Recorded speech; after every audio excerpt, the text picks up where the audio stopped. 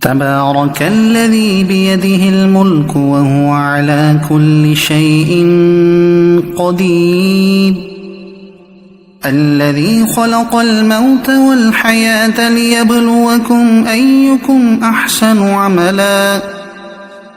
وهو العزيز الغفور الذي خلق 7 سماوات طباقا ما ترى في خلق الرحمن من تفاوت فارجع البصر هل ترى من فطور ثم ارجع البصر كرتين ينقلب إليك البصر خاسئا وهو حسير ولقد زينا السماء الدنيا بمصابيح وجعلناها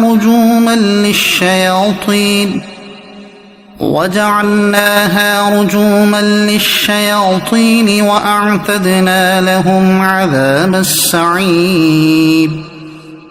وللذين كفروا بربهم عذاب جهنم وبئس المصير إذا ألقوا فيها سمعوا لها شهيقا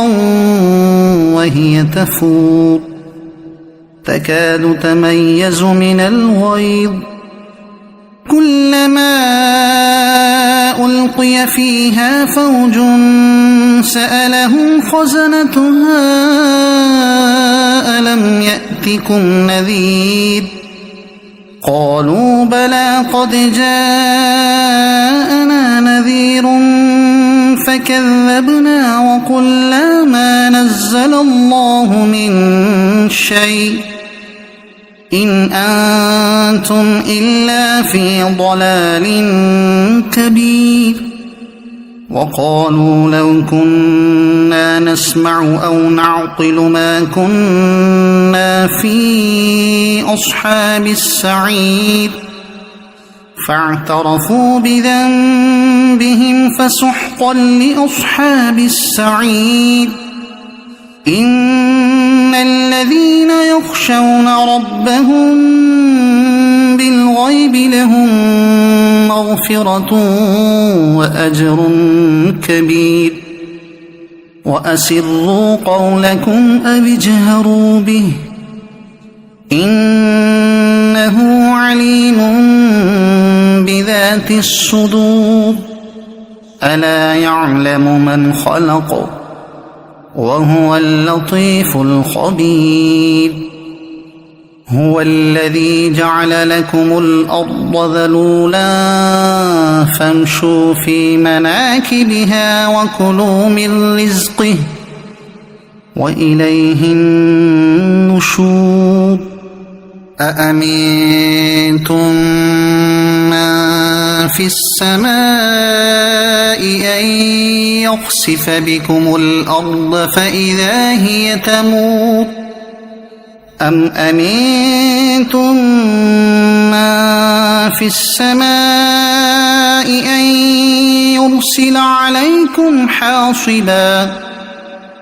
فستعلمون كيف نذير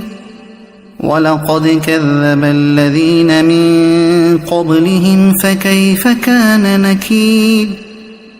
أولم يروا إلى الطير فوقهم صافات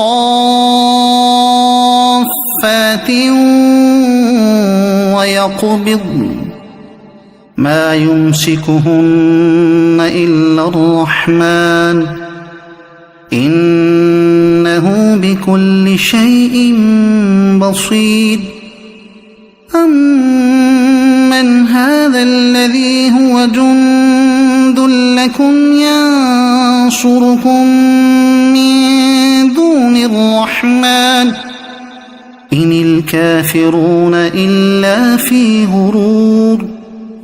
أمن هذا الذي يرزقكم إن أمسك رزقه بل لجوا في عتو ونفور أفمن يمشي مكبا على وجهه أهدى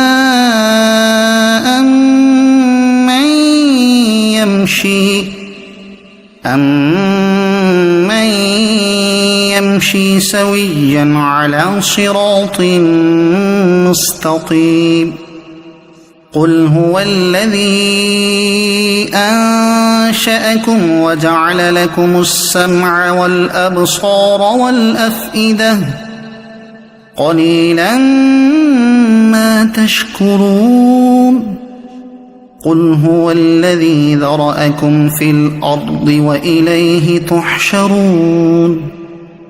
ويقولون متى هذا الوعد إن كنتم صادقين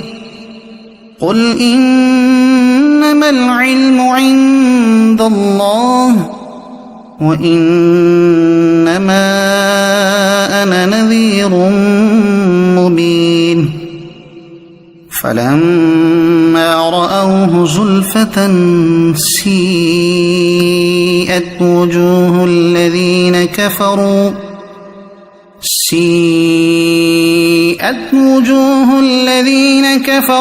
وقيل هذا الذي كنتم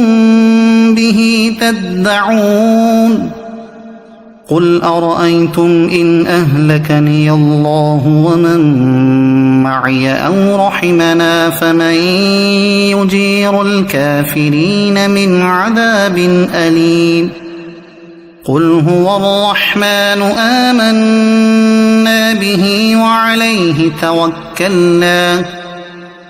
فستعلمون من هو في ضلال مبين قل أرأيتم إن أصبح ماؤكم غورا فمن يأتيكم بماء معين صدق الله العظيم.